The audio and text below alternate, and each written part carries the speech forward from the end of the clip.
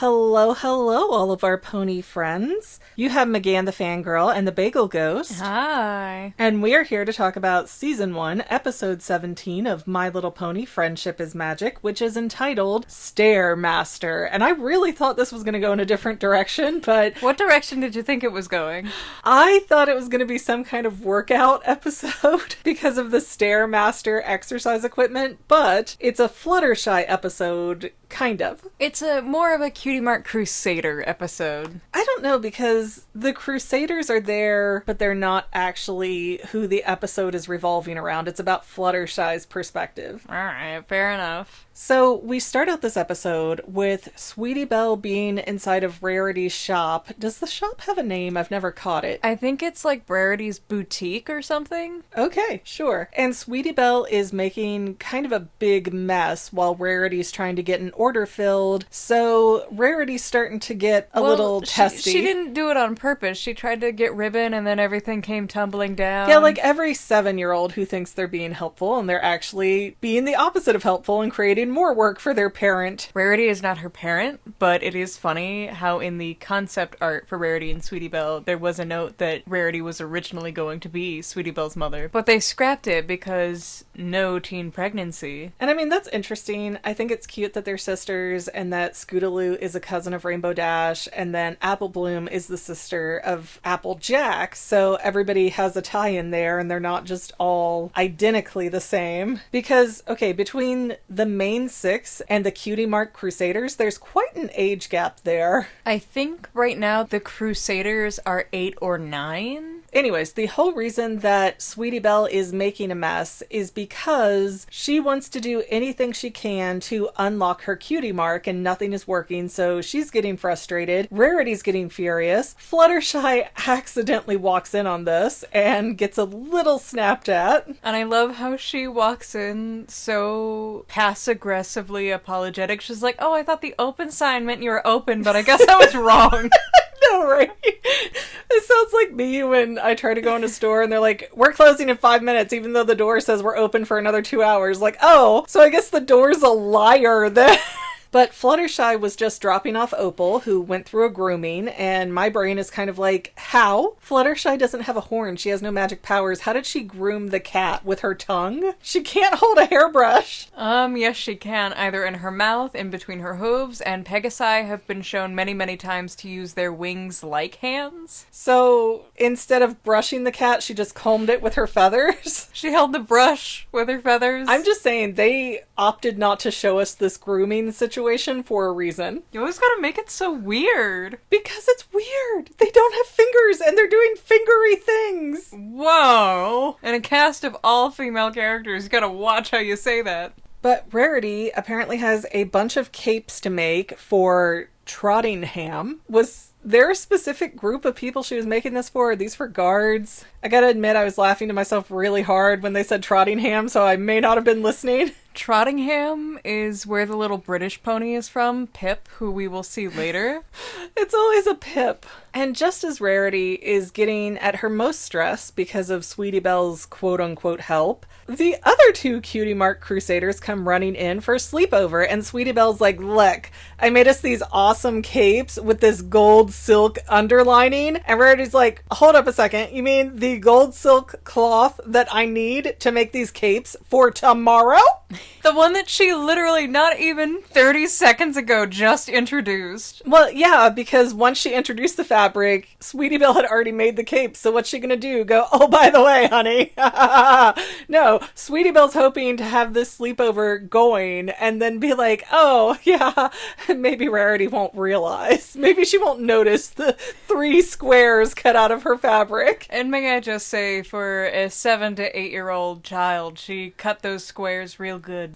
She's got a special sewing talent in the works. She just doesn't know it yet. No. So because of the capes, because of the ruined fabric, Rarity's like, now I'm gonna have to make a whole new spool of golden silk, which is not an easy thing to do. I figured she had a supplier, but if she's actually making her fabrics, good for Rarity. She makes a lot of her fabrics, which is a big plot point in one of the later episodes. But because this is going on, and now Rarity's like, I'm gonna have to be up all night fixing this, Sweetie Belle. So your little slumber party with the Cutie Mark Crusaders is canceled because I can't pay attention to you guys. And Fluttershy, like the over-accommodating fool, goes, I can watch them because I'm really good with small critters. They're like animals, right? I feel like Fluttershy would be a good parent of a baby, just not a babysitter. I mean, I guess that's an interesting concept because babies are pretty much completely different creatures from what they grow into. Yeah, babies are like little potatoes that sometimes need stuff, but children are like tornadoes?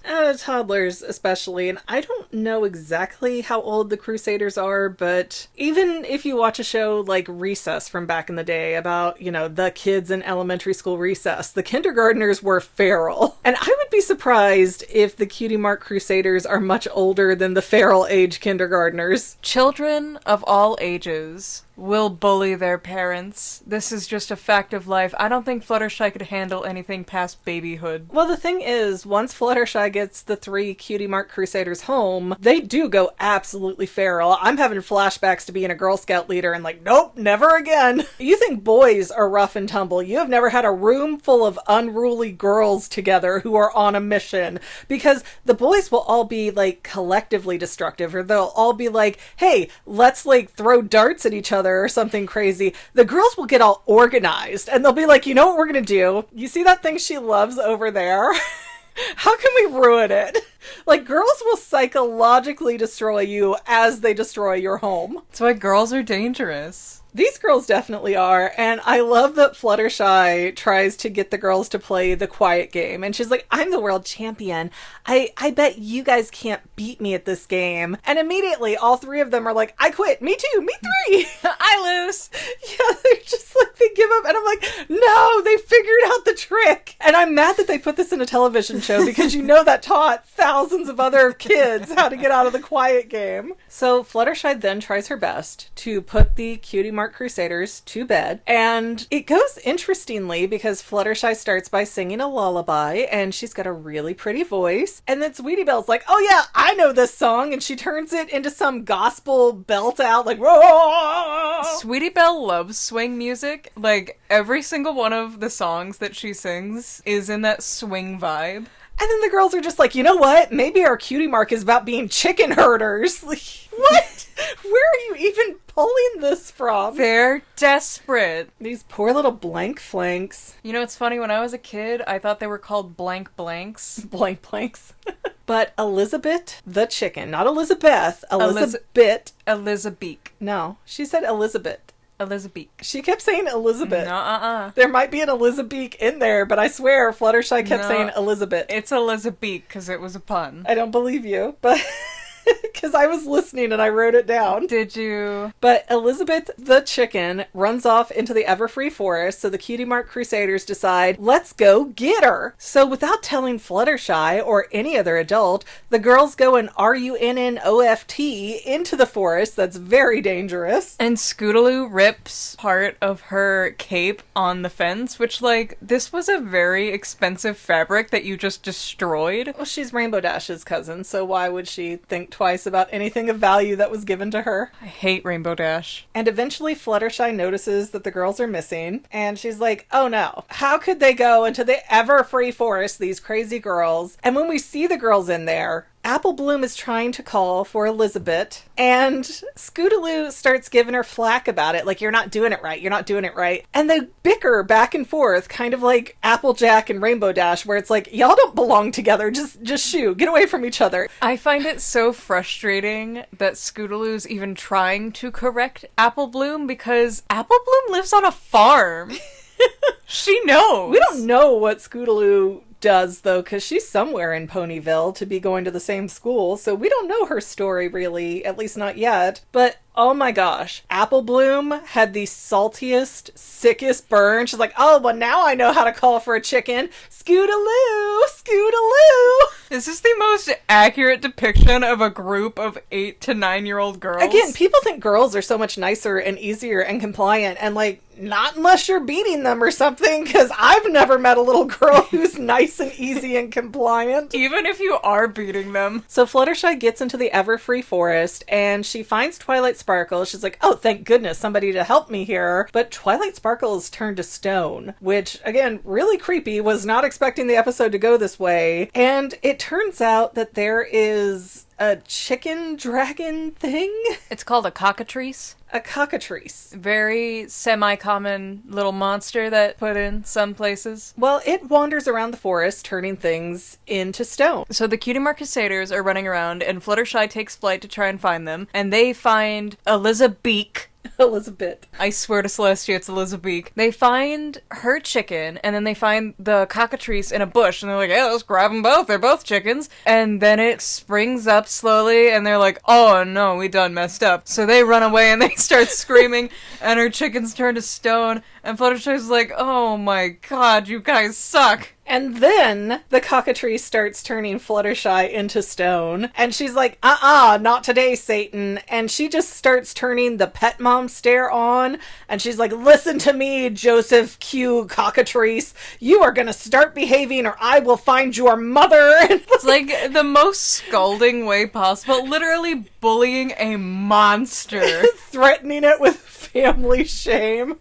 And it works. Like, Fluttershy's starting to turn to stone, but she yells at this cockatrice so hard that it, like, I don't know, backs down, and it turns her and Twilight and Elizabeth back into normal fleshy things that are not stone. Normal fleshy things. Normal flesh-based things that are not stone. Then the episode ends with Fluttershy and Twilight Sparkle writing a letter to Celestia, and it's not like, oh, I'm so glad I learned how to handle these girls. I knew I could get there eventually. No, Fluttershy's like, I bit off more than I can chew. I never want to see these things again. Fluttershy thought twice about motherhood. If this episode didn't air, I guarantee you she would have had a child with Discord. And then Rarity shows up and she's like, oh, thank you, Fluttershy. I got my order done, so all is well, and I'll take the girls back. Come on, girls. Come on, girls. And they're ignoring her, and Fluttershy just walks over and she's like, girls? And they all line up, yes, Miss Fluttershy, go get your stuff. You're leaving, and you're not coming back. The locks are already changed, and now I have a coded security alarm. Now we have a moat. Please, no more lashings, Miss Fluttershy! With exploding balloons so Scootaloo can't get over the moat. She can't fly. She can't? No, she's disabled. I thought I saw her fly at some point before. She flutters like a hummingbird, but she will never fly. Aw, poor baby. She just has to live with it, and they deal with it really well. Well, I guess the end of the story, the girls leave. Fluttershy has deep regrets and has learned a lesson, not of how to be a better leader, not of how to be a good babysitter or parent, but just to never watch other people's children again, which, at least not in a group. I can see how this show influenced Gen Z now as children, because a lot of you guys are not having any children, and I think this could be a part of it. The lessons learned from My Little Pony plays a factor. Ponies taught us well. Anyways, is there anything else that you would like to add about this episode? Fluttershy, best pony, everyone related to Rainbow Dash, worst pony. Aww. Scootaloo's a little girl. I don't think she's worst pony. Worst of the CMC. How did Twilight get caught, and did she ever get to Zeccora's? We don't know. Yeah, it's a weird thing. They just, like, glossed right over it. It's also a weird thing throughout the series where they only see Zeccora when they need her. It's never like, oh, I'm gonna go have tea with Zeccora, check in with my friend Zeccora who lives alone in the woods. They know what their relationship's about. Okay then, guys, please don't forget to like, subscribe, comment, and or share. All of that good stuff is free for you and really helps us out. We also have paid channel memberships, which also really help us out. If you buy them, you will get your cutie mark. Stop promising that. 75% guaranteed.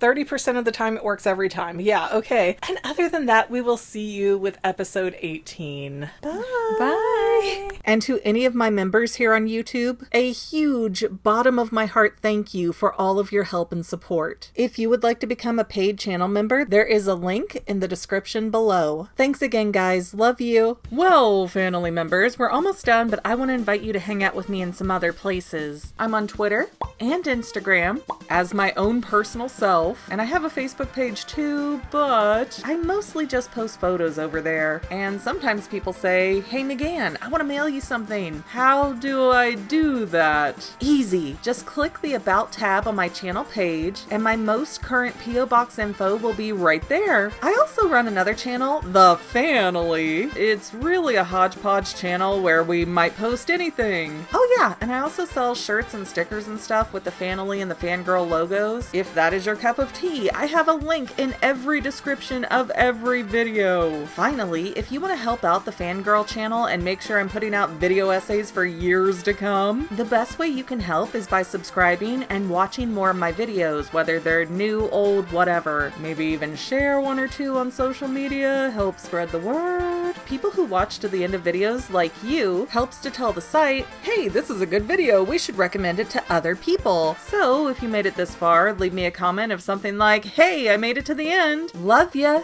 See you next time, family members. Bye.